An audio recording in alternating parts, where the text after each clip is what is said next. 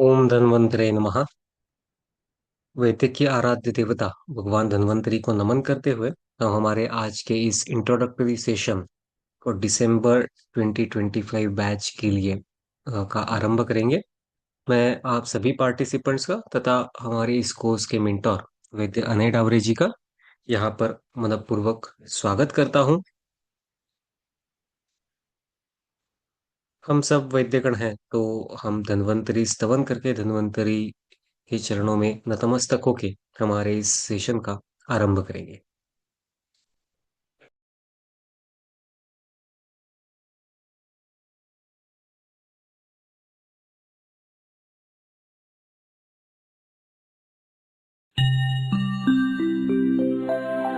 शङ्खं चक्रं जलौकां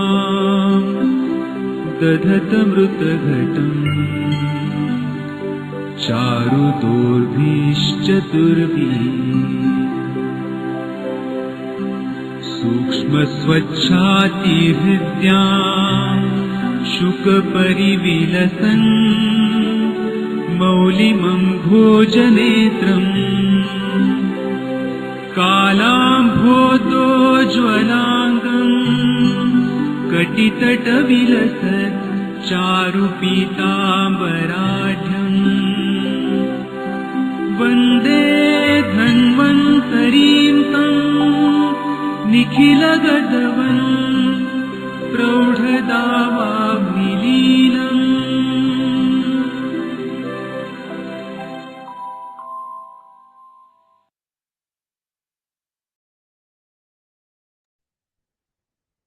ओम धन्वंतरे नमः। आप सभी पार्टिसिपेंट्स का इस certificate course in Ayurvedic dermatology के दिसंबर 2025 बैच में मनपूर्वक स्वागत है।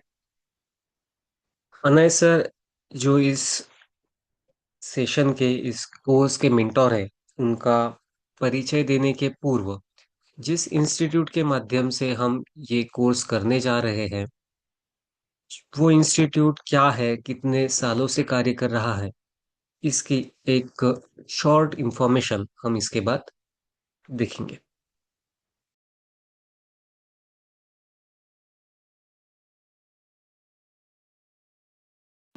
अभ्यासात प्राप्यते दृष्टि अर्थात निरंतर अध्ययन से ज्ञानपूर्ण दृष्टि प्राप्त कर एक उत्तम चिकित्सक बनना, इसी ब्रीद वाक्य को लेकर इंस्टीट्यूट ऑफ ई आयुर्वेद का जन्म फरवरी 2011 में माननीय वैद्य अनंत धर्माधिकारी जी के चरक संहिता निरूपण के साथ वैद्य विलोक विजय भारतीय जी के प्रयासों से आरंभ हुआ, जिसमें आयुर्वेद विज्ञान को डिजिटल लर्निंग के माध्यम से बढ़ावा देने का एक छोटा सा प्रयास किया गया है। ज्ञान और विज्ञान की जरूरतों को पूरा करने के लिए गुरु और शिष्य के बीच में ज्ञान का सेतु निर्माण करना इंस्टीट्यूट का मुख्य उद्देश्य है। यह ज्ञान यज्ञ की शुरुआत संहिता अध्ययन के द्वारा तब हुई थी जब हमारे पास इंटरनेट और स्मार्टफोन की उपलब्धता आज इतनी आसान नहीं थी। हम अभिमान से बोल सकते हैं कि आज भी यह संहिता अध्ययन प्रतिदिन निरंतर चल रहा है। यह संहिता अध्ययन का प्रारंभ माननीय वैद्य अनंत धर्माधिकारी जी के चरक निरूपण से हुई थी। उसी को अग्रेषित करने में पुणे में स्थित माननीय वैद्य दिलीप गाडगीळ जी का योगदान भी बहुत महत्वपूर्ण रहा है। इंस्टीट्यूट ऑफ ई आयुर्वेद की विशेषताओं की बात करें तो ऑनलाइन संहिता अध्ययन, ऑनलाइन सर्टिफिकेट कोर्सेस, एंड्रॉयड और iOS mobile application, digital library, research journal publication, YouTube live और विविध प्रथितयश वैद्यों के द्वारा दिए जाने वाले निःशुल्क सेमिनार, यह आयुर्वेद विज्ञान का प्रचार और प्रसार करने का एक सच्चा प्रयास है, ऐसा भी कह सकते हैं। इन विशेषताओं में से सबसे प्रथम आयुर्वेद के मूल संस्कृत संहिता ग्रंथों को संस्कृत व्याख्या सहित डिजिटलाइज करने का कार्य एंड्रॉयड और iOS एप्लीकेशन माध्यम से किया गया और निरंतर चल रहा है, जिसमें चरक संहिता चक्रपाणी टीका, सुश्रुत संहिता दलहन टीका, अष्टांग संग्रह इंदु टीका, अष्टांग हृदय, अरुण दत्त हेमाद्रि टीका, माधव निदान मधुकोश टीका, शारंगधर संहिता, आढ़मल्ल टीका, वैशज्य रत्नावली और चक्रदत्त संहिता, इनके स्वरूप में यह मोबाइल एप्लीकेशन आपके ज्ञान को बढ़ाने के लिए आपके करतल में उपलब्ध है। सभी मोबाइल एप्लीकेशंस उपयोगकर्ताओं के लिए बहुत ही आसान है, जिसमें आपको सर्च फैसिलिटी जैसे विशेषताओं के साथ तकरीबन 13,000 से ज़्यादा समानार्थी शब्द के अर्थ सहित सर्च उपलब्ध है, जो आपको न्यूनतम शुल्क में और ऑफलाइन सुविधा के साथ प्ले स्टोर एवं ऐप स्टोर पर उपलब्ध है। इसी के साथ डिजिटल लाइब्रेरी, आसान शब्दों में आयुर्वेद ई लाइब्रेरी, न्यूनतम शुल्क में ₹1 प्रतिदिन यानी ₹360 प्रति वर्ष में उपलब्ध है, जिसमें आपको 1500 से ज्यादा आयुर्वेद के असंख्य विषयों के एक्सपर्ट लेक्चर्स उपलब्ध है और जो आने वाले समय के साथ निश्चित रूप से बढ़ते जाएंगे। इंस्टीट्यूट वैद्यों के लिए ऑनलाइन सर्टिफिकेट कोर्सेज भी प्रदान करती है, जो वैद्यों को आयुर्वेद क्षेत्र में सुपर स्पेशलाइजेशन करने के उद्देश्य से निर्माण की गई है। चिकित्सा नैपुण्य, आयुर्वेदिक डर्मेटोलॉजी, अप्लाइड पंचकर्म, आयुर्वेदीय मनोविज्ञान, आयुर्वेदिक कार्डियोलॉजी और आयुर्वेद गर्भ संस्कार इन विविध विषयों में उपलब्ध है, जो आप ऑनलाइन माध्यम से कर सकते हैं। यह पूरी धरोहर चलाने के लिए हमारे आधार स्तंभ, हमारे माननीय अध्यापक और वैद्य, जिनकी विशेषता है कि यह अध्यापक कई सालों से इसी विषय में सुपर स्पेशलाइज्ड चिकित्सा कर रहे हैं और अपना ज्ञान बांटने के लिए यह तत्पर है। सर्टिफिकेट कोर्स इन चिकित्सा नैपुण्य वैद्य Renuka Gayad, certificate course in Ayurvedic dermatology वैद्य Anay Davare, certificate course in applied Panchakarma वैद्य Renuka Gayad, certificate course in आयुर्वेदीय कार्डियोलॉजी वैद्य Sujit Thakur, certificate course in आयुर्वेदीय मनोविज्ञान वैद्य Sohan Pathak, certificate course in आयुर्वेदीय गर्भ संस्कार वैद्य अमृता टेम्भुर्णीकर। इंस्टीट्यूट का उद्देश्य है कि ज्ञान का प्रचार और प्रसार सभी लोगों तक बहुत आसान तरीके से पहुंचे और आयुर्वेद विज्ञान की धरोहर बढ़े और निरंतर चलती रहे। इसीलिए YouTube लाइव के माध्यम से इंस्टीट्यूट बहुत सारे निशुल्क सेमिनार आप सभी के लिए समय समय पर करते आ रहा है और आगे भी करता रहेगा, जिसमें विविध विषयों के विशेषज्ञ आपको मार्गदर्शन करेंगे। इंस्टीट्यूट ऑफ ई आयुर्वेद यह सार्वजनिक विश्वस्त न्यास के नियमों के अंतर्गत पंजीकृत संस्था है और इसी वर्ष इंस्टीट्यूट को ATG सर्टिफिकेशन भी प्राप्त हुआ है। आयुर्वेद चिकित्सकों ने अपने रुग्णों का इतिहास रिसर्च के दृष्टिकोण से डिजिटाइज फॉर्म में रखना यह समय की आवश्यकता है। इसी को ध्यान में रखकर सॉफ्टायु नाम से एक अत्यंत अल्प शुल्क पर पेशेंट मैनेजमेंट सॉफ्टवेयर इंस्टीट्यूट द्वारा बनाया गया है। इंस्टीट्यूट ऑफ ई आयुर्वेद ऐसे ही निरंतर आयुर्वेद सेवा कार्य करता रहे, ऐसी धन्वंतरी जी से प्रार्थना करते हैं तथा सभी वैद्य जो इंस्टीट्यूट में विश्वास दिखाते हैं उन्हें साधुवाद। अधिक जानकारी आप इंस्टीट्यूट की वेबसाइट www.instituteofeayurved.com से प्राप्त कर सकते हैं।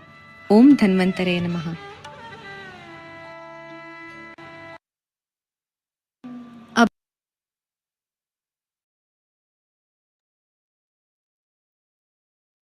धन्यवाद। इंस्टीट्यूट ऑफ ई आयुर्वेद लगभग पिछले 13 सालों से ये कार्य करते आ रहा है और आगे भी इसी प्रकार से करता रहेगा। उसी श्रृंखला में हम आज आपके सामने certificate course in Ayurvedic dermatology की नेक्स्ट बैच दिसंबर 2025 के इंट्रोडक्टरी सेशन में आपके सामने प्रस्तुत है। कोई भी बैच एक सेशन जब कंप्लीट करती है तो इट्स नेचुरल थिंग, कोई भी नई बात जब आती है तो वो एक सेशन आराम से कंप्लीट कर सकती है। जब वो 2, 3, 4, 10, 12 ऐसे पड़ाव जब आगे अचीव करती है तो वो तभी पॉसिबल होता है जब उस कोर्स में उतना पोटेंशियल हो, उस कोर्स में, उस कोर्स वो जो कोर्स है, वो जो ज्ञान हमें मिल रहा है, वो जो ज्ञान जो व्यक्ति दे रहा है, उसमें उतना ज्ञान देने की सामर्थ्य अगर हो, तभी ये पॉसिबल होता है। तो ऐसे ही हमारे आज के इस कोर्स के मेंटोर वैद्य अनय डावरे सर का मैं यहाँ पर हम सभी की ओर से मनपूर्वक स्वागत करता हूँ। हम सभी सर से कहीं ना कहीं परिचित होंगे, लेकिन एक औपचारिकता है, उनका एक फॉर्मल इंट्रोडक्शन मैं आपके सामने प्रस्तुत करने जा रहा हूँ। Anay sir BMS MD CSD है। लगभग पिछले 16 सालों से सर डोंबिवली में आयुर्वेद चिकित्सक, आयुर्वेद त्वचा रोग विशेषज्ञ करके कार्य कर रहे हैं। साथ ही में कुछ सालों से सर की जळगांव में भी ओपीडी एस्टेब्लिश है। सर का एमडी द्रव्य गुण विज्ञान इस विषय में है। ये बताने का वैशिष्ट्य यह है कि बहुत बार हमें लगता है कि कुछ हमारी धारणाएं होती है कि कुछ सब्जेक्ट्स ये क्लिनिकल होते हैं, कुछ सब्जेक्ट्स नॉन क्लिनिकल होते हैं। लेकिन अनय सर ने अपने यूजी लेवल में ही ये डिसाइड कर लिया था कि वो डर्मेटोलॉजी की ही प्रैक्टिस करेगा और स्पेशलाइज्ड सुपर स्पेशलाइज्ड प्रैक्टिस करेंगे। तो जब वो द्रव्य गुण में एमडी कर रहे थे, तभी उन्होंने अपना जो रिसर्च का टॉपिक था, वो रिसर्च का टॉपिक चूज किया था, इफेक्ट ऑफ आरगवत फलमज्जा फंड in with sorry effect of आरगवत फलमज्जा फंड and comparative study of fluconazole in fungal infections.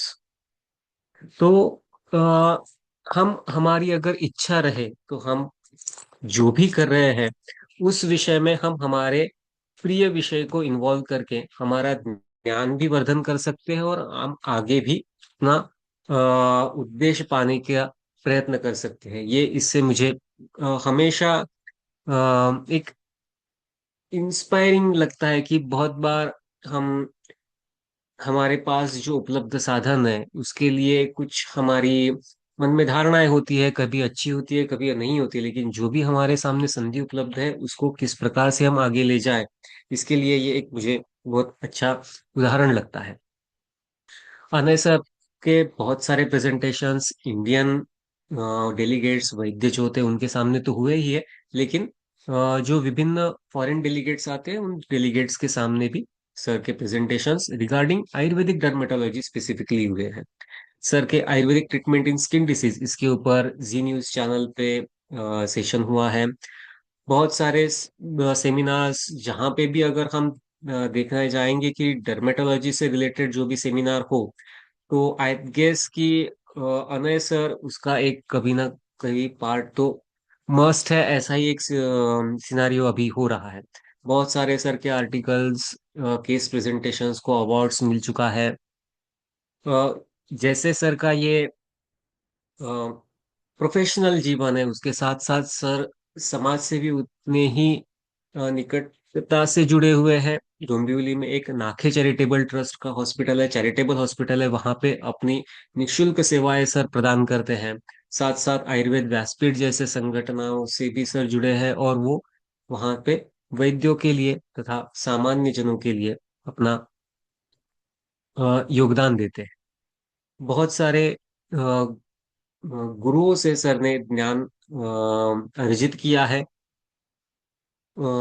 ऐसे हमारे आप के सेशन के वक्ता तथा इस certificate course in Ayurvedic dermatology के मेंटोर, और जिनकी एक अध्ययन शैली एक बहुत ही यूनिक है। जैसे जैसे भी आप जब भी इस कोर्स से जुड़ेंगे, इसकी प्रचिति आपको आएगी। जितने भी हमारे पास पार्टिसिपेंट्स हैं, लगभग 13 बैचेस हमारी कंप्लीट हो चुकी है। आप उनसे कभी भी अगर पूछेंगे तो you will everyone will agree that कि अनय सर जैसा अनय सर ही सिखा सकते हैं। तो बहुत ज्यादा समय न लेते हुए मैं अनय सर से रिक्वेस्ट करूंगा कि वो अपना सेशन शुरू करें।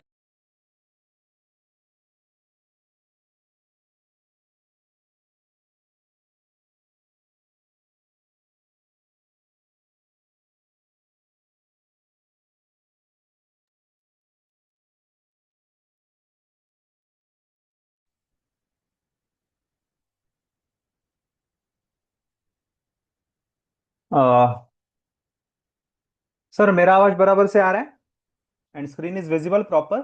Yes sir. ओके। ओम धन्वंतरे नमः।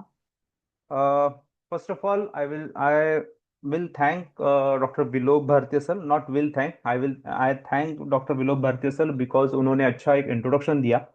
और दूसरा, एक इंस्टीट्यूट ऑफ ई आयुर्वेद जो अबाउट 15 साल से 15 साल से यहाँ पे चल रहा है, और यहाँ पे ऑनलाइन तरीके से, ऑनलाइन माध्यम से ऑल ओवर इंडिया, मैं बोलता हूँ इंडिया के बाहर भी आयुर्वेद का एक प्रचार प्रसार करने का काम कर रहा है।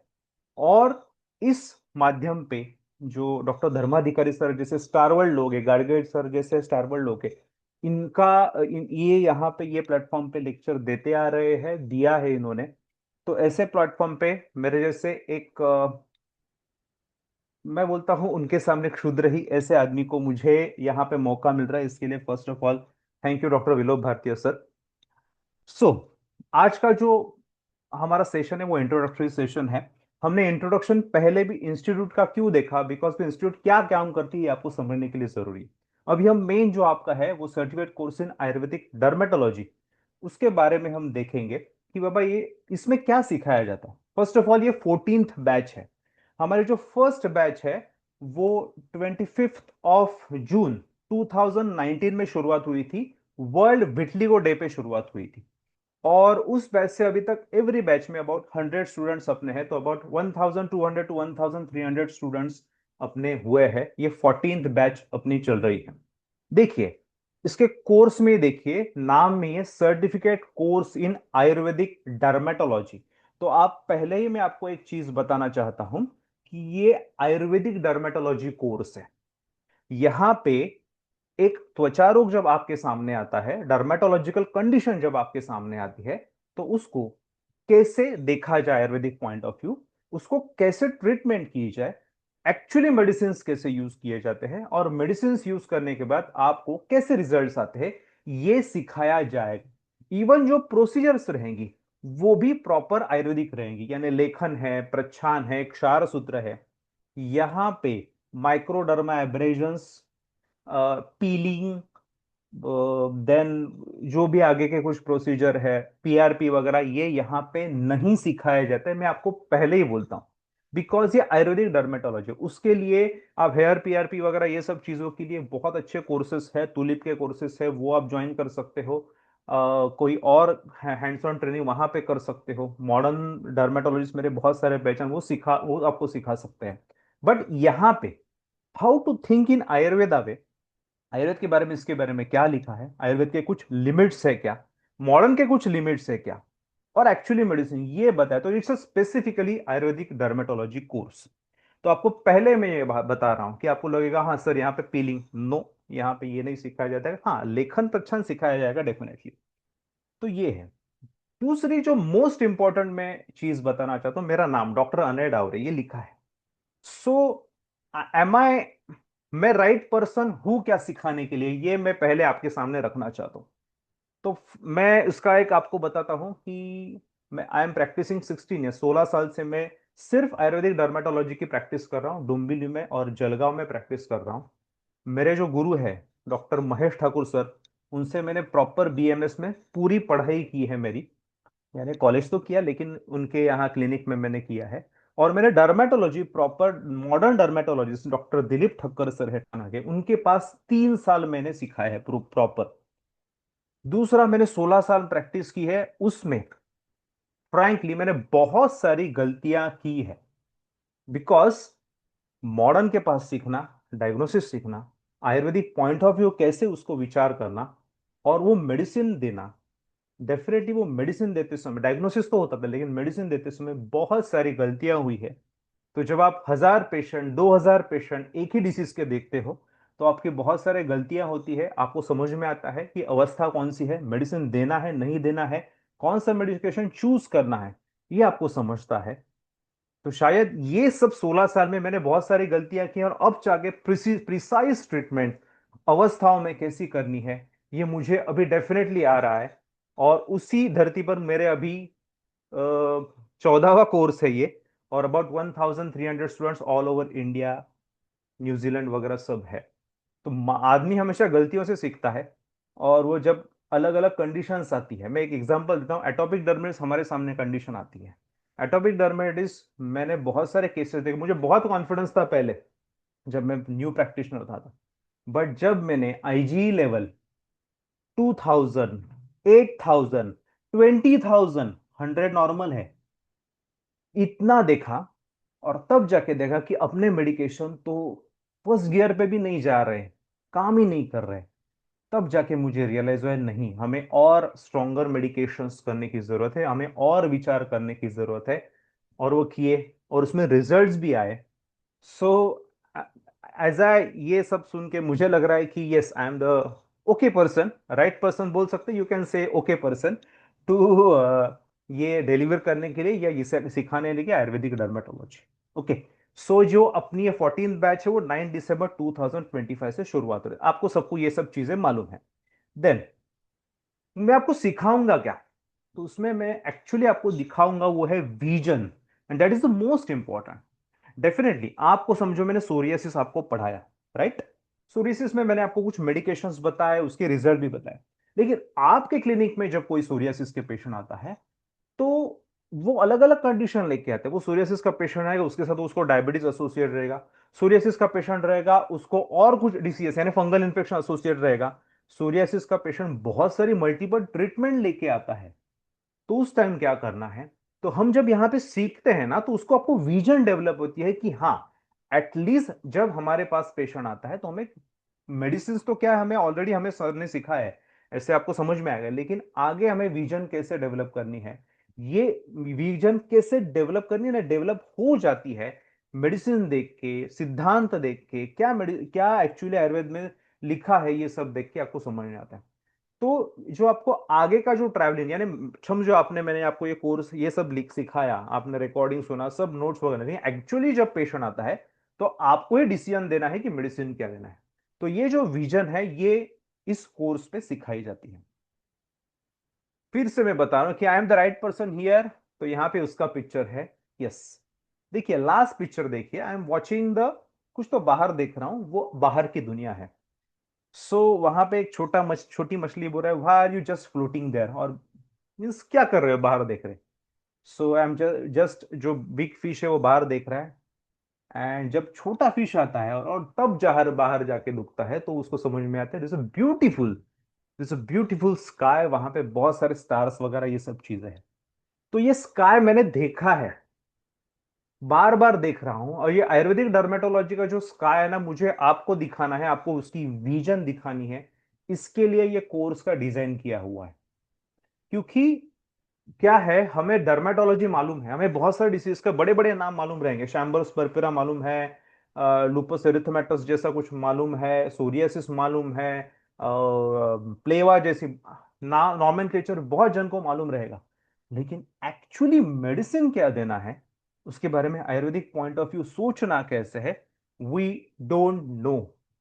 या कभी कभी ऐसा है, वो थोड़ा सा हमें मालूम रहता है लेकिन आगे गाड़ी जाती नहीं, हम फर्स्ट गियर सेकंड गियर पे जाते हैं, लेकिन फोर्थ फिफ्थ गियर पे जाते नहीं, पेशेंट को थोड़ा सा रिलीफ देते हैं लेकिन टोटल क्योर पे जाते नहीं है। तो ये आपको बताने के लिए ये कोर्स डिजाइन किया हुआ है। फर्स्ट ऑफ ऑल, ये ऑनलाइन डिस्टेंस एजुकेशन कोर्स है, ये ध्यान में रखिए, एजुकेशन कोर्स है, ऑनलाइन है। मैं यहां पे बैठा हूं, विलोप सर अमरावती में बैठे हैं, अभी अबाउट 60 से कुछ पार्टिसिपेंट्स है, वो इंडिया के अलग अलग पार्ट्स में बैठे हैं, आसाम में कोई बैठा है, दिल्ली में कोई है, कोई कर्नाटका में है, कोई मुंबई में ही है, लेकिन अपने घर पे बैठ के आराम से वो सुन रहा है। जैसे मेरी आवाज आती है वैसे आपको लेक्चर में सुनाई देगा, मैं आपको दिखाई नहीं दूंगा। वो अच्छी बात रहती है, मैं आपको दिखाई नहीं देता, क्योंकि आपका कंसंट्रेशन हमेशा लेक्चर पे ही रहता है, वो हमेशा होना चाहिए।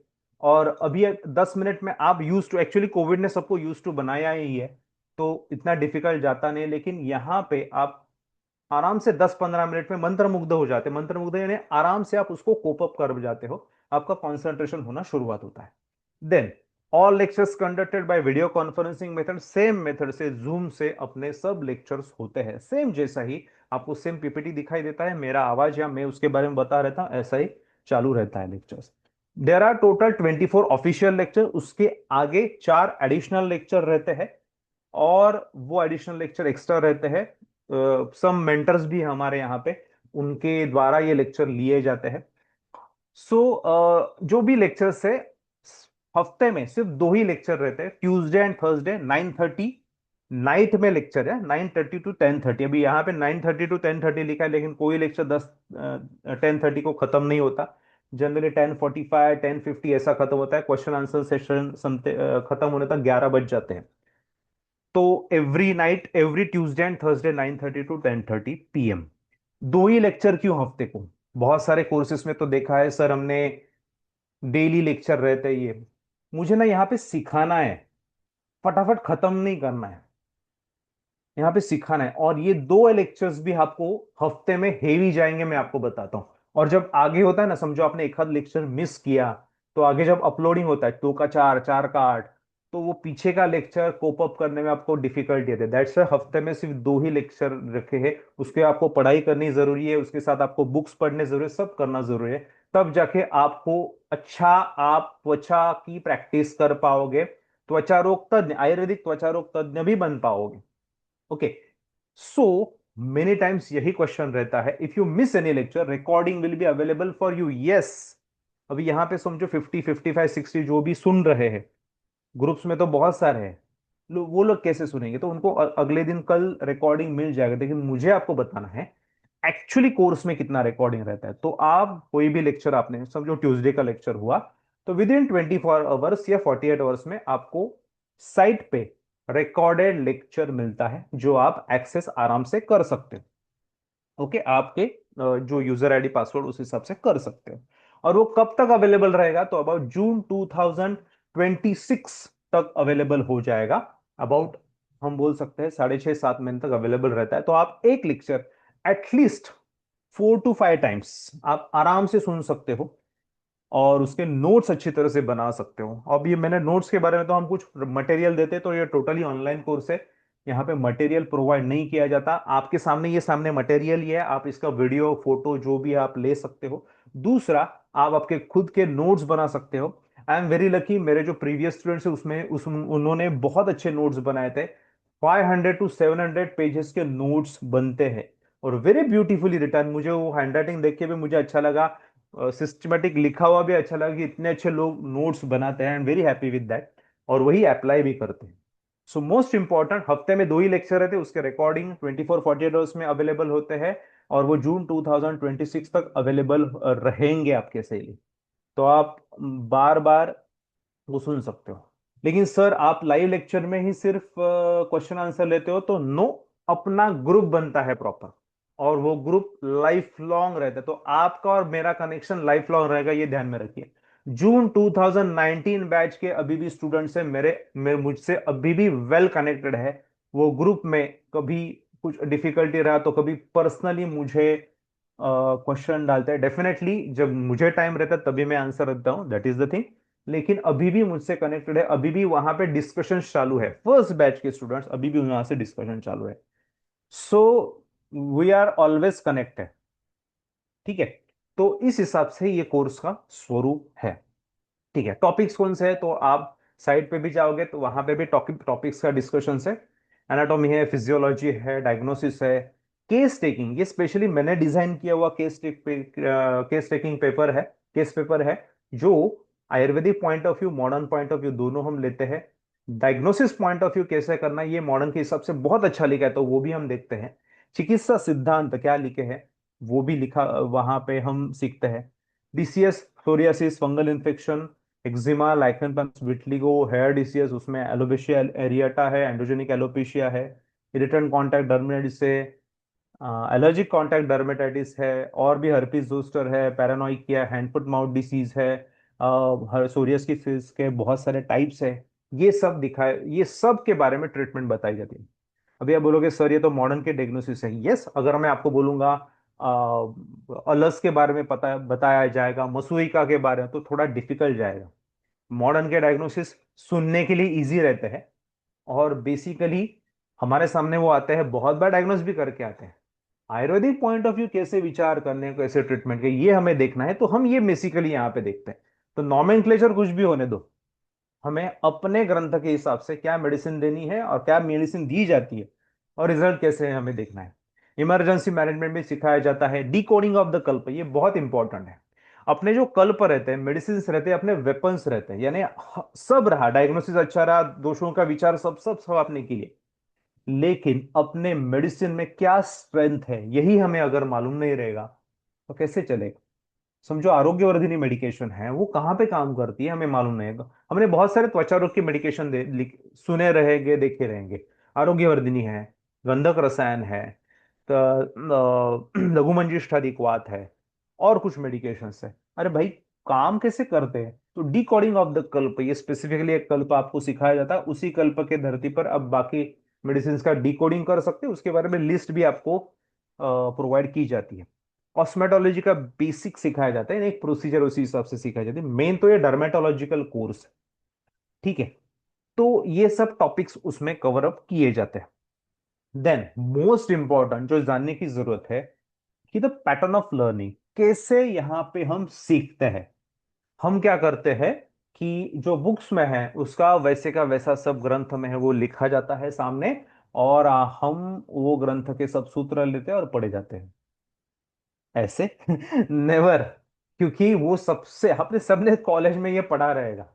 नो, हम ऐसा कुछ पढ़ते नहीं है, हम प्रॉपर टॉपिक वाइज जाते हैं। समझो कोई डिसीज है, उसके बारे में basic detailing, treatment point of view देखने के लिए हमें कैसे सोचने की जरूरत है, ये हम देखते हैं।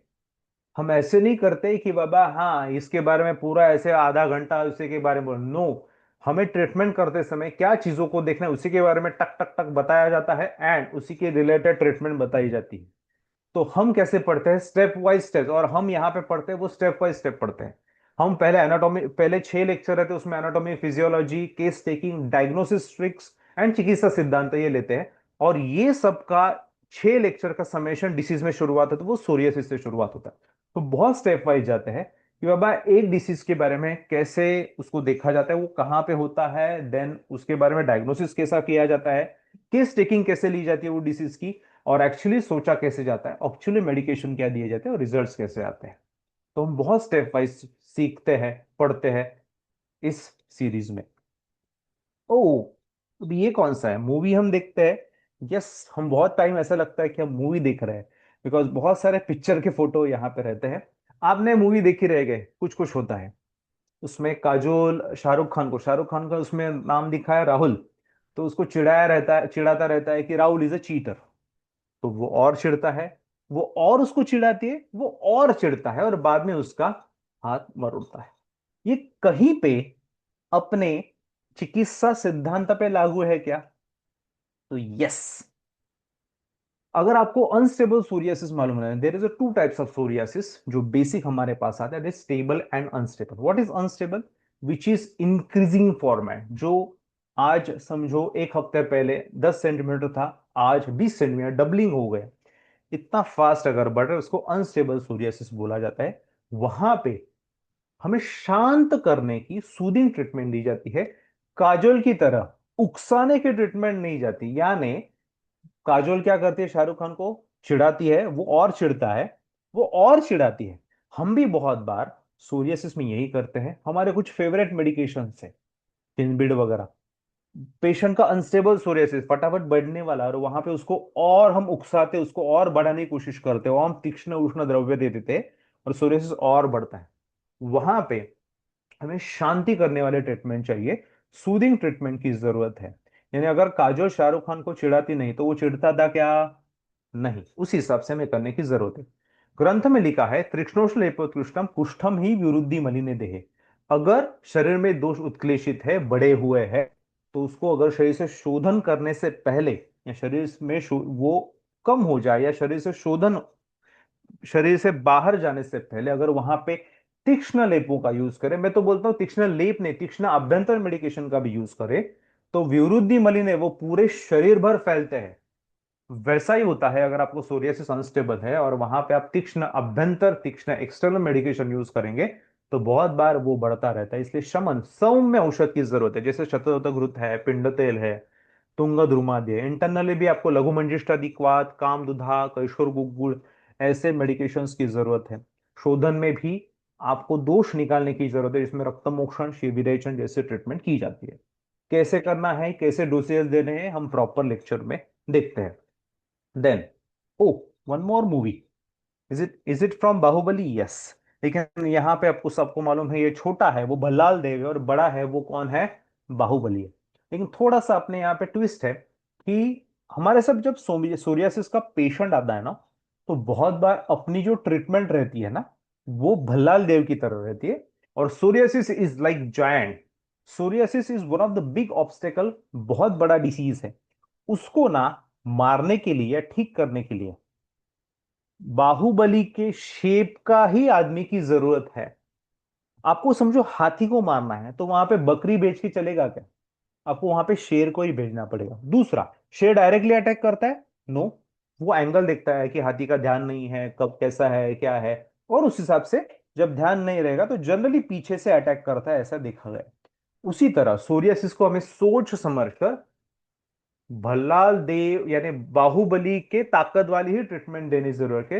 हाथी मारने के लिए शेर की तरह हमें ट्रीटमेंट देने की जरूरत है। बहुत बार ऐसा रहता है, हाँ, एक गोली 2 बार, एक हाथ गोली, इतना ही ट्रीटमेंट है। वो डिसीज इतना बड़े, उसको कुछ फर्क नहीं पड़ता है। उसको सब मैनेजमेंट की जरूरत है, उसको पथ्यान्न की जरूरत है, उसको मेडिसिन की बराबर जरूरत है, उसको क्वाथ वगैरह सब देने, उसको शोधन वगैरह सब करने की जरूरत है, तब जाके सोरियासिस हाथ में आता है। देखिए, this is one of the management of the psoriasis. देखिए उसमें क्या क्या है। अभ्यंतर में घृतपान है, सबका फेवरेट। यहाँ पे जो है महातिक्तक नहीं है, यहाँ पे हिंदुकांत घृत है। कल्प में रसमाणिक्य, बाउची, विडंग, मंजिष्ठा, इसका कॉम्बिनेशन बना के आप यूज करेंगे। गंधक रसायन, गोमित्र, रक्तपाचक यूज करते हैं। आरक कषाय बाहर मिलता है साउथ की कंपनियों का। और बाह्य में अर्क तेल का यूज किया जाता है। इवन शोधन में वमन जैसे पंचकर्म है, बाकी सब चीजें हैं, इसका यूज किया जाता है। अभी ये मेडिसिन कैसे यूज करने के डोसेजेस कैसे है क्या है, ये हम डेफिनेटली लेक्चर्स में देखते हैं। दूसरा, मैक्सिमम ट्रीटमेंट अपनी इसी तरीके से बताई जाती है। इसी तरीके से यानी मैं आपको कोई प्रोप्रिएटेड मेडिसिन नहीं बताऊंगा, आपको ग्रंथोक्त बताऊंगा। बिकॉज इसका कारण है, समझो मैंने कोई मेडिकेशन बताया, समझो मैंने एक डर्मेक्स क्रीम बताई। डर्मेक्स क्रीम मेरे क्लिनिक में अवेलेबल है और मैंने आपको ये बताई, तो शायद पूना में भी वो नहीं अवेलेबल रहेगी, कोई दिल्ली में स्टूडेंट उसके पास भी नहीं अवेलेबल। लेकिन मैंने समझो बताया कि आपको, समझो ग्रंथ में बताया हुआ महामरीचादी या अर्क तेल, बृहदंतपाल ये बताया, तो डेफिनेटली वो आपके पास अवेलेबल रहेगा ऑल ओवर इंडिया। जो मैक्सिमम ग्रंथोक्त मेडिकेशन है वो आप डेफिनेटली यहाँ पे बताए जाते हैं, जिसको आपके पास अवेलेबिलिटी रहेगा। हाँ, मैंने बताया ना आपको विजन डेवलप करने की जरूरत, तो आपको समझ में आ गया कि सर ने बताया है कि, देखिए सर ने बताया कि इसमें आपको अर्क तेल यूज करने की जरूरत है। तो मेरे पास एक ऐसा कॉम्बिनेशन है जिसमें अर्क तेल है, समझो एक डेबोस्किन जैसा कॉम्बिनेशन, जिसमें मेरे पास अर्क तेल भी है, उसमें महामरीचादी भी है, करंज तेल भी, तीनों तीक्ष्ण तेल है। वो चलेंगे क्या? हाँ, अगर अगर आप लॉजिकली देखोगे तो डेफिनेटली चलेंगे। तो ये विजन आपकी डेवलप होनी जरूरी है। आपको अर्क तेल ही यूज करना है ऐसा, लेकिन आपके पास जो अवेलेबल ऑयल है जो तीक्ष्ण है, लेखन करने वाला है, वैसा यूज आप कर सकते हैं। ये जो ट्रीटमेंट है, ये डेफिनेटली स्टेबल सोरियासिस की ट्रीटमेंट, ये ध्यान में रखनी जरूरी है। मैं आपको लेक्चर में उसके बारे में वेल डिटेल में बताता हूं। ओके, ठीक है। लेकिन फिर भी ये हर टाइप के सोरियासिस में चलती है क्या? तो देखिए आगे तीनों पिक्चर देखिए। जब मैं यूरोपियन डेलीगेट्स पे लेक्चर ले रहा था, तो उनको मैंने पूछा कि व्हाट इज दिस, तो उन्होंने बताया, एवरीवन वाज डॉक्टर वहां पे, तो उन्होंने बताया yes it is psoriasis, it is psoriasis. तो वहां पे कोई जर्मनी से आया था, वहां कोई ऑस्ट्रिया से आया था, कोई पोलैंड से आया था, तो एवरीवन इज सोइंग या इट इज सोरियासिस। वो अपने अपने लैंग्वेज में बोल रहे थे, लेकिन उनको सोरियासिस ही वो बोल रहे थे। अभी ये सोरियासिस टर्मिनोलॉजी बेसिकली आयुर्वेद में अवेलेबल है ही नहीं। हमारे यहाँ पे सोरियासिस वर्ड है नहीं, अपने यहाँ पे एक कुष्ठ, किटिप कुष्ठ, ये सब है। लेकिन आप तीनों पिक्चर देखो, ठीक है, तीनों को सोरियासिस बोल सकते हैं। लेकिन अगर इस तीनों को पिक्चर को आप देखोगे तो तीनों की अवस्थाएं सेम दिख रही है, तीनों के कलर पैटर्न सेम दिख रहे हैं? डेफिनेटली नहीं। पहला कलर आपको ब्लैकिश ब्राउनिश दिख रहा है, सेकंड आपको पिंकी दिख रहा है, तीसरा आपको ब्लडी रेड दिख रहा है। तीनों में ये जो मैंने पहले बताई ये ट्रीटमेंट चलेगी क्या? डेफिनेटली नहीं चलेगी, वहां पे आपको अनसक्सेस मिलेगा। तो आपको सोरियासिस के बाद, सोरियासिस जब आपको आपके सामने आता है तो हमें कहाँ बेसिकली हम फंसते हैं, ये आपको ये तीन पिक्चर से समझ में आते हैं कि हर एक जगह पे एक ही प्रोटोकॉल नहीं हो सकता। हमें अलग अलग स्किन पैटर्न्स के हिसाब से, अलग अलग प्रेजेंटेशन के हिसाब से हमें मेडिकेशन चेंज करने की जरूरत है। तो मैं आपको पहले बताया, ये लाल वाला है ना, रेड वाला, उसमें अगर आप अर्क तेल वगैरह यूज करोगे तो it will increase so badly. तो आपको वहां पे कैसे क्या मेडिकेशन देना है, कैसे उसके बारे में सोचना है, तो ये हम प्रॉपर इसके बारे में देखते हैं। Then what is dermatophytosis, commonest of the all fungal infection, ऐसे बाकी सब चीजें बारे इसमें बताया है। अभी यहाँ पे देख, ringworm is 20% of the total population ऐसे बताया। अभी हमें लगता है, मुझे लगता है ये 40% है, क्योंकि ना हर एक के क्लिनिक में, हर एक के क्लिनिक में फंगल इन्फेक्शन के पेशेंट आते ही है और बहुत तकलीफ देते हैं। उनको तो तकलीफ होती है लेकिन डॉक्टर को ज्यादा तकलीफ देते हैं। ये एकमेव पेशेंट है जो रात को आपको 11 बजे फोन करके बोलेगा, आपकी नींद खराब करेगा 12 बजे, कि डॉक्टर मुझे बहुत खुजली हो रही है। तो मैं इसको ना नेशनल ईच डिसीज, खुजली वाला डिसीज बोलता हूँ। एंड यू कैन बिलीव, ये आयुर्वेद वालों को नहीं, एलोपैथी डर्मेटोलॉजिस्ट को भी बहुत सताते हैं। पहले फंगल इन्फेक्शन को एक 15 20 साल पहले फंगल इन्फेक्शन को कुछ बहुत सीरियसली लिया नहीं जाता था, और एलोपैथी वाली 15 दिन 20 दिन में ट्रीट कर दे। अभी एलोपैथी भी बोलते हैं, मॉडर्न डर्मेटोलॉजी साइंस से ही, कि मिनिमम 3 महीने आपको ट्रीटमेंट की जरूरत है, तब जाके देखेंगे। एंड उसमें वो टिपिकल 2 से 3 एंटी फंगल एक साथ, एंटी हिस्टामिनिक ऐसे बहुत सारे देते हैं, और बहुत बार रिजल्ट सिर्फ 20 to 30% के आगे जाता नहीं है। तो उसमें कैसे सोचने का क्या है, हम अपने लेक्चर्स में देखते हैं। उसमें कभी कभी हम चीजें देखने, मतलब प्रैक्टिकल पॉइंट ऑफ व्यू, अभी यहाँ पे थ्योरी लिखी है लेकिन प्रैक्टिकल पॉइंट ऑफ व्यू देखना जरूरी है क्या। देखिए यहाँ पे जिनरी लिखी है, causes of cause by group of fungi, उसके जिनरी ट्राइकोफाइथॉन, माइक्रोस्पोरम, एपिडर्माफाइथॉन, बराबर है। बहुत, अभी ये क्यों पढ़ने की जरूरत है तो आपको बताता हूँ। बहुत बार फंगल इन्फेक्शन के पेशेंट आते हैं, अगर आप देखोगे तो बताते हैं, डॉक्टर हम जब कपड़े पहने रहते दिन भर तो ठीक रहता है, रात को जब हम कपड़े निकालते हैं तो हमें तुरंत खुजली होती है। तो उसका कारण है, बहुत बार ऐसा रहता है कि there is a specific type of species, एक जो है, जिसमें एयर के कांटेक्ट में आने के बाद वो तुरंत उसका कॉलोनाइजेशन बढ़ता है और वो हिस्टामिन को तुरंत सिक्रीट करती है। इसकी वजह से जब कपड़े खोलते हैं तो बहुत बार इचिंग होती है। दूसरा, आपने एक पेशेंट को देखा रहेगा जो बताते डॉक्टर दिन भर तो अच्छे रहते लेकिन रात को जब सोते हैं तब हमें इचिंग शुरू होती है। तो there is a specific type of species, जब बॉडी टेम्परेचर अपना रेगुलर यानी 25 to 27 हो जाता है, जो जनरली आपको सोने के बाद होता है, उस टाइम उसका कॉलोनाइजेशन तुरंत बढ़ता है और वो हिस्टामिन को एग्रीवेट करता है और उसकी वजह से ईचिंग बढ़ती है। इवन रात के टाइम ऐसा भी रहता है कि आप शांत सोए रहते हैं और ध्यान आपका, एक समझो थोड़ा सा खुजली कर दो, वहां पे टोटल ध्यान चला जाता है, नींद डिस्टर्ब होती है और वहां पे कंटिन्यू ईचिंग शुरुआत होती है। इवन आपने ये भी देखा रहेगा कि एक ही फंगल इन्फेक्शन का पेशेंट बारिश के सीजन में भी आ रहा है, गर्मी के सीजन में भी आ रहा है और ठंडी के सीजन में भी आ रहा है। Why? Because presence of the two species, ये बहुत पहले से था, लेकिन लास्ट 2 to 3 years बिफोर इसके बारे में जो पेपर आया था, शायद उसको नोबेल भी प्राइज मिला था, नोबेल या सम प्राइज मिला था, कि there are 2 types of species fungus की रहती है एक साथ। दैट्स वाई तकलीफ होता है, ये कॉमनली देखा है। दैट्स वाई एक जो स्पीशीज रहती है वो गर्मी के सीजन में एग्रीवेट होती है, दूसरी जो स्पीशीज रहती है वो ठंडी के सीजन में एग्रीवेट रहती है। इसलिए 12 ही महीने, ऑल 12 months इन ईयर फंगल इन्फेक्शन रहता है। दैट्स वाई ये मैंने बताया कि हाँ, ये भी हमें देखना जरूरी है, समझना जरूरी है। Why this trichophyton, microsporum, epidermophyton, to know, at least में मालूम रहने चाहिए वर्ड्स उस हिसाब से। And why it happening again and again, occurring often or repeatedly called recurrent, why it happens so, ये मैं नहीं बोल रहा, मॉडर्न के बुक में लिखा है। lack of or defective cell mediated immunity predisposes the host to chronic or recurrent dermatophytotic infection। ठीक है, आप मेडिसिन दे रहे हो, सब है, ओके, लेकिन ये बार बार क्यों होता है या क्रॉनिसिटी क्यों डेवलप होती है? Because of the lack of और डिफेक्टिव सेल मेडिएटेड इम्यूनिटी। जो सेल मेडिएटेड इम्यूनिटी है वो एक तो कम है या डिफेक्टिव है, और उसकी वजह से होस्ट को बार बार फंगल इन्फेक्शन होता है।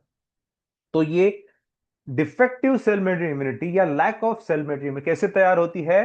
ड्यू टू रॉन्ग हैबिट्स, अपथ्य सेवन से होती है। ये सेल मेड इम्यूनिटी वर्ड हर जगह पे आया है, बहुत जगह पे आया है, डायबिटीज से लेके बहुत जगह पे है, फंगल इन्फेक्शन में भी आया है। तो ये क्यों होता है? बिकॉज ऑफ अपथ्य सेवन। और आयुर्वेद में आहार विहार के बारे में जितना डिटेलिंग वर्णन है वहां पे कहीं ये ऐसा वर्णन कहीं पे नहीं है। यानी स्पेशली गुणों के बारे में जो पता है वो कहीं पे नहीं है। कैलोरीज और बाकी सब मॉडर्न में रहेगा, लेकिन गुणों के बारे में वर्णन आयुर्वेद के बारे में बहुत अच्छा बताया है। सो दैट्स वाई ये अगर आप अभी ध्यान में रखोगे ना, तो आपका फंगल इन्फेक्शन के पास पेशेंट्स में बहुत मुझे फास्ट ट्रीट करना है, ये थोड़ा सा आपका पेशेंस आपके यहाँ पे आएगा। नहीं भाई, ये तो ठीक होने के लिए थोड़ा सा टाइम लेगा ही। तो आप वो पेशेंट को काउंसलिंग करने में आपको फायदेमंद रहेगा, ये आपने अगर पढ़ा रहेगा तो। अब ये क्या चीज है? यहाँ पे एक ब्रेन का चित्र है, और यहाँ पे बहुत सारे मेडिकेशन का लिस्ट भेजा है। आरोग्यवर्धिनी, सूक्ष्म त्रिफला, कृमि कुठार, कामदुधा, स्वयंभुआ गुगुळ, कैशोर गुगुळ, नीचे भस्मदे, वंगभस्म, रस सिंधूर, आमलकी, औषधास्तव, खदिरारिष्ट, विडंगारिष्ट। सर कोई मंत्र पठन चालू है क्या? नहीं, ये मेडिकेशंस है फंगल इन्फेक्शंस के। इतने सारे मेडिकेशंस हैं लेकिन फिर भी रिजल्ट नहीं आते, क्यों? हमें कहां पे क्या देना है एग्जैक्टली मालूम नहीं है। चलो, आया आरोग्यवर्धिनी सूक्ष्म त्रिफला कृमि कुठार देख के रखते हैं, नहीं रिजल्ट आया। नहीं नहीं, कहीं पे मैंने पढ़ा था कैशोर गुगुल देख के रखते हैं। नहीं नहीं नहीं, स्वयंभुआ क्यों अच्छा है? नहीं नहीं, एक बार ना रस सिंधु देख के रखते हैं। नहीं नहीं, उशिरा सा अच्छा है। नहीं, खदिरा। अरे भाई, कौन सा मेडिकेशन कौन सी जगह पे देना है, कौन सी अवस्था में देना है? कुछ प्रोटोकॉल वगैरह है क्या? यस, इतने सारे फंगल इन्फेक्शन के मेडिकेशंस अपने क्लिनिक में अवेलेबल है। एंटी फंगल मेडिकेशंस भी है प्रॉपर, चक्रमर्द घनवटी, कैसिया कूल के जो मेडिकेशन रहते हैं ना, कैसिया फिस्टुला यानी आरकबद, कैसिया टोरा यानी चक्रमर्द, ये सब प्रॉपर एंटी फंगल मेडिकेशन है। और बाकी दोषनाशक से लेके बहुत सारे मेडिकेशन है, लेकिन वो कब, कैसे, कहां पे यूज करें, कौन सी अवस्था में यूज करें, कौन से डोसेजेस में यूज करें, ये हम प्रॉपर लेक्चर्स में सीखते हैं।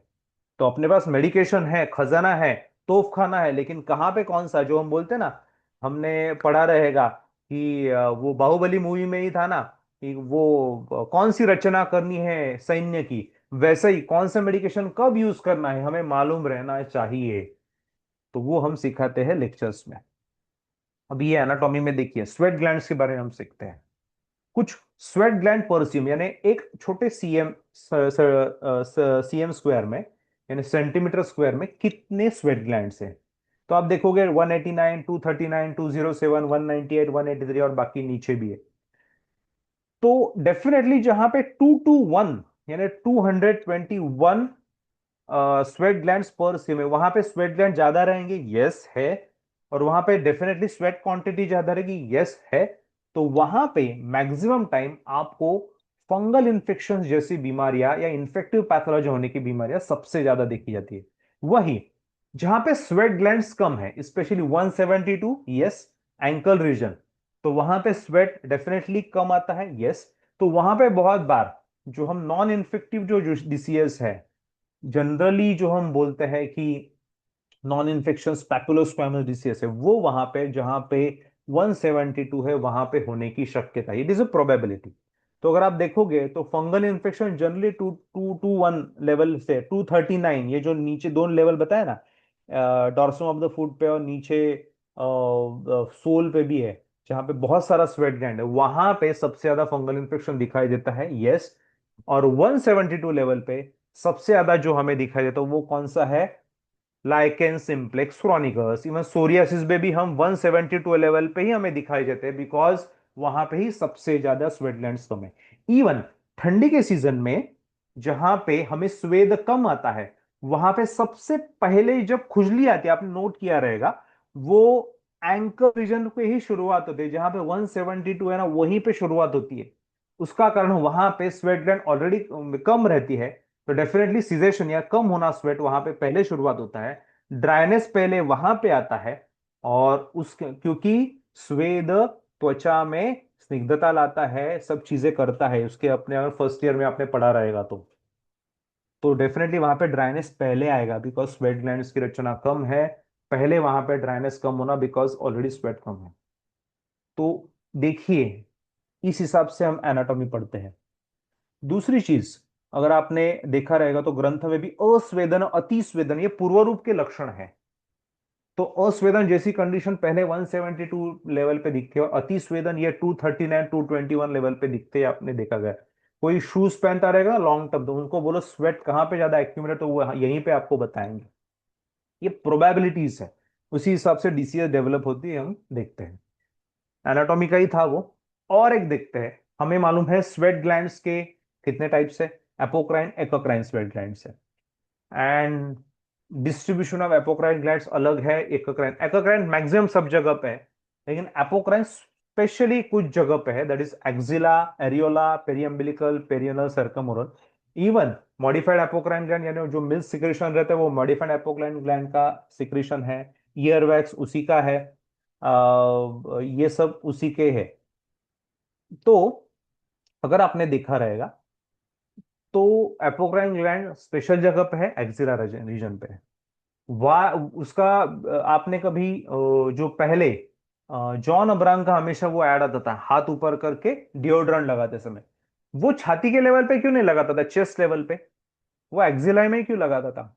इसका कारण स्पेसिफिकली एपोक्राइन ग्लैंड से, चेस्ट रीजन पे एक्वाक्राइन स्वेट ग्लैंड से, एक्सिला रीजन पे एपोक्राइन स्वेट ग्लैंड रहते हैं। और वो एपोक्राइन स्वेट ग्लैंड रहते हैं, वो स्मेल प्रोडक्शन यानी उसमें बेसिकली जो सिक्रीशंस रहते हैं वो ऑयली एंड ओपेक रहते हैं, तो वहां पे बैक्टीरिया डिकम्पोजिशन सबसे ज्यादा होता है। दैट्स वाई वहां पे स्मेल आना शुरुआत होता है, दैट्स वाई डिओड्रेंट वहां पे यूज किया जाता है। इसी सोच को पकड़ के हम मेडिसिन वहां पे अलग देने की जरूरत है क्या, मेडिसिन का डोज हमें अलग देने की जरूरत है क्या? तो अगर आप देखोगे यहां पे पेरिनियल रीजन भी बताया, यानी ग्रॉइन रीजन, फंगल इन्फेक्शन सबसे ज्यादा तकलीफ देने वाला ग्रॉइन रीजन का है क्या, जॉक्सिस जिसको बोलते हैं। हाँ, हम अपने मेडिकेशन देते हैं, लेकिन वो मेडिकेशन का डोसेजेस बढ़ाने की जरूरत है या मोर पेनिट्रेटिव मेडिकेशन देने की जरूरत है क्या? तो डेफिनेटली हाँ, ये आंसर रहेगा। तो इसी हिसाब से हम एनाटॉमी भी सीखते हैं। हमें एनाटॉमी बाकी बहुत जगह पे हमें ध्यान नहीं देना है, प्रैक्टिकल पॉइंट ऑफ व्यू हमें देखना है। उसके जो स्पेशल डिसीज रहते हैं एपोक्राइन, यस डेफिनेटली रहते हैं, वो हम लेक्चर्स में देखते हैं। देन कुछ आगे चीज लिखी है, सामने दिख रही है फोटो, सर्कुलर कुछ तो है, बराबर है, बीच में एक सेंटर क्लियरिंग है और बाजू में कुछ है, पिटिकाएं दिख रही है, थोड़ा स्केल्स वगैरह है। Everyone know it is a fungal infection. Yes, is it a fungal infection? नहीं, लास्ट पिक्चर से कोई अलग है सर, ये यहाँ पे तो सेंटर क्लियरिंग नहीं है, कुछ तो क्रस्टी दिख रहा है, येलो क्रस्ट है सर, ये कुछ तो डेफिनेटली अलग है। तो इट्स अ न्यूमुलर एक्जिमा। और एक सर्कल, अभी सर कंफ्यूजन हो रहा है, कुछ तो जो हम बो एंड एरो देखते हैं ना, उस हिसाब से वो जहां पे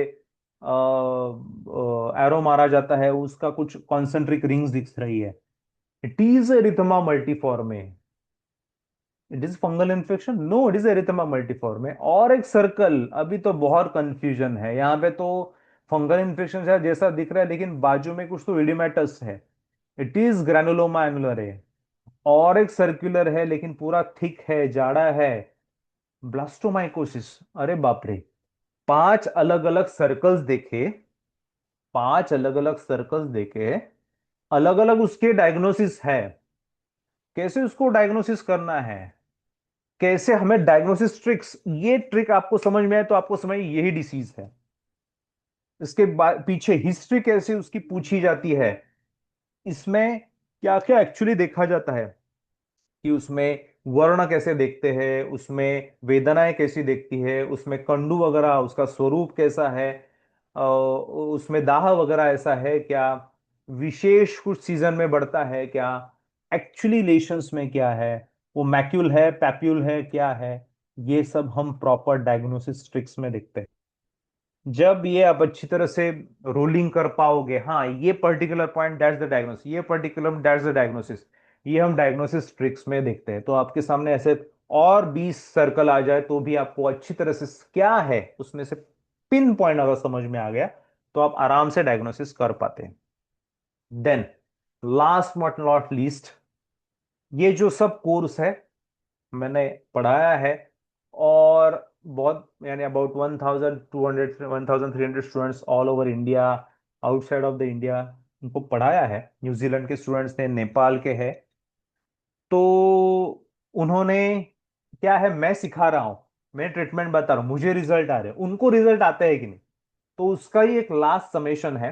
उनके ही परमिशन से यहाँ पे ये फोटो दिखाए गए हैं, वो मैं आपको आगे बता रहा हूँ। ये थोड़ा सा मैं एक, ये स्लाइड रह गई, इसके बारे में बताता हूँ कि can we treat atopic dermatitis in 2 months baby by Ayurvedic medication. First of all, इतना छोटा बच्चा जब अपने क्लिनिक में आता है, हम पहले डर जाते हैं। पहले छोटा बच्चा कोई दूसरा डिसीज आए तो भी डर जाते हैं, और स्पेशली ऐसा स्किन डिसीज जो एटोपिक, पूरा चेहरा फटा हुआ अगर लेके आए तो हम बहुत बहुत डर जाते हैं। 2 महीने का बच्चा, 2 महीने का बच्चा अगर आ गया तो डेफिनेटली अपना जो रहता है, हाँ बाबा डर्मेटोलॉजिस्ट के पास जाओ। वाई?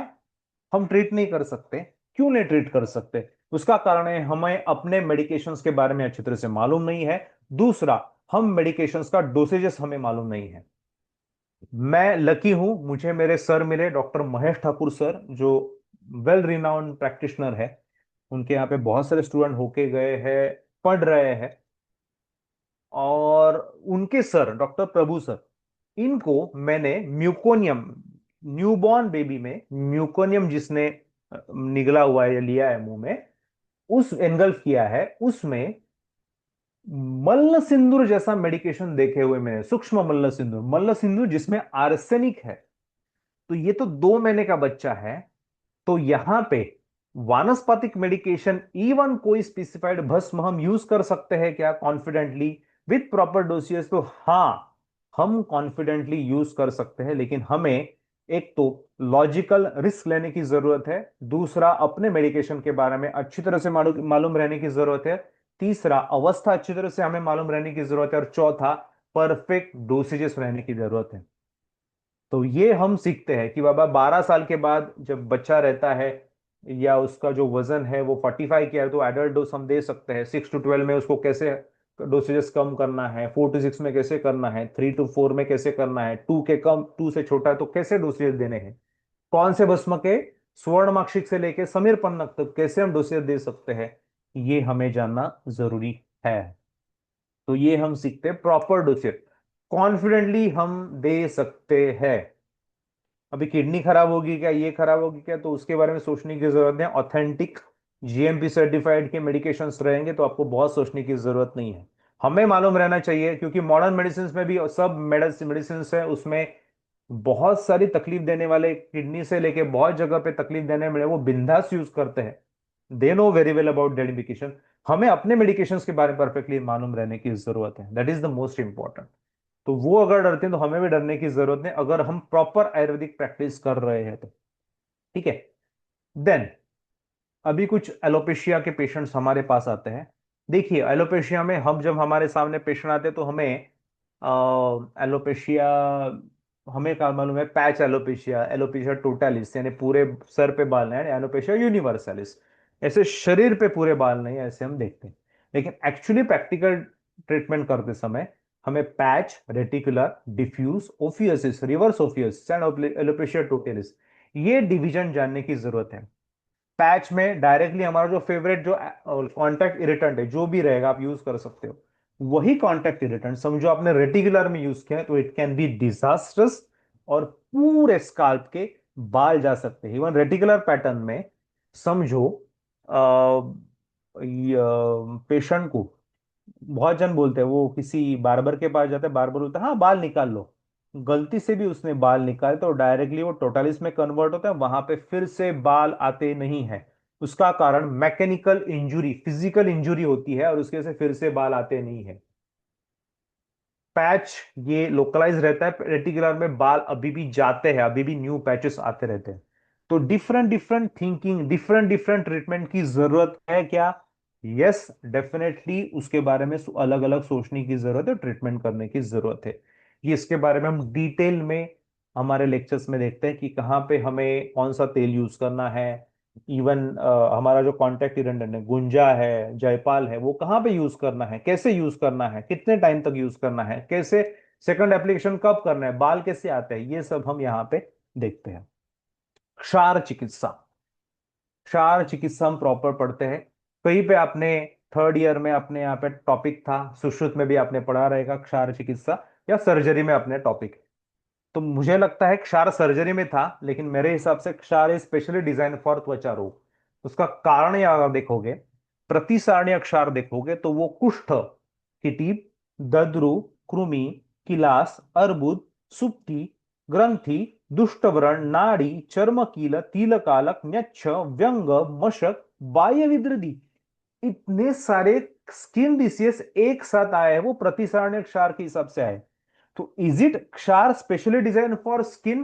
तो मेरे हिसाब से यस, जो डर्मेटोलॉजी पॉइंट ऑफ व्यू मुझे लगता है यस, क्षार इज डिजाइन फॉर डर्मेटोलॉजी।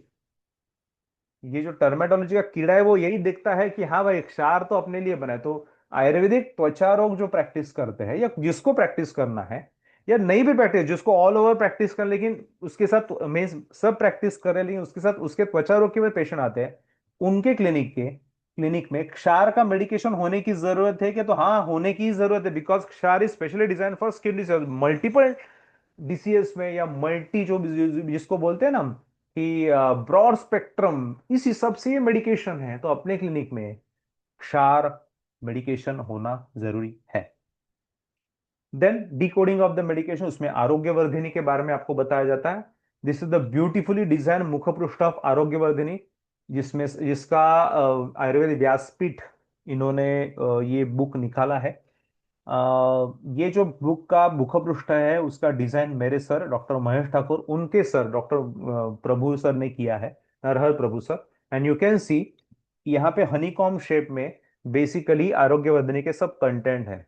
रसगंध लोह शुल्बस्वम, नंतर त्रिफला है, त्रिगुणा है, त्रिफला है, शिलाजत है, चित्रक है, गुगुल है, उस सबकी इक्वल क्वांटिटी कुटकी है, और इस सबको भावना निम्ब पत्र की है, एक ही इसमें डिजाइन करके दिखे हैं। तो कैसे डिकोड करना है, वेयर आरोग्यवर्धन इज यूजिंग, आरोग्यवर्धिनी बुक में क्या लिखी है, प्रैक्टिकली कैसे यूज की जाती है, मल्टीपल डिसीज में क्यों यूज की जाती है, स्पेशली डिजाइन आरोग्यवर्धिनी